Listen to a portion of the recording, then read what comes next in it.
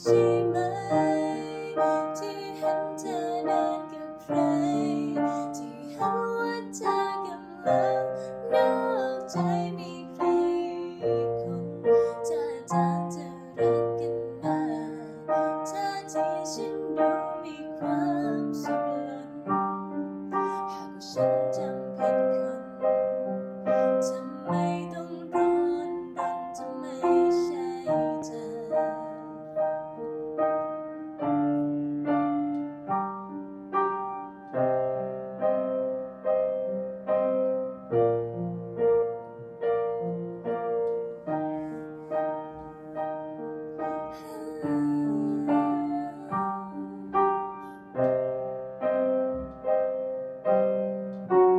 ฉันตาฝาดไปใช่ไหม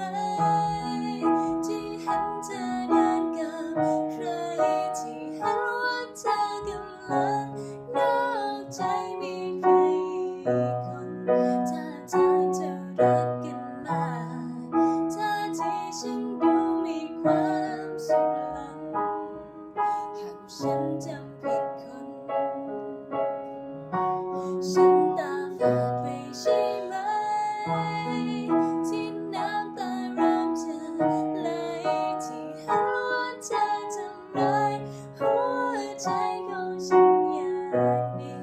ถ้าคิดว่าไม่ลำบากบอกรักให้ฉันฟังอีกสักทีบอกกับฉันเลยคนดีว่าคนตรงหน้าฉันนี้ไม่ใช่เธอ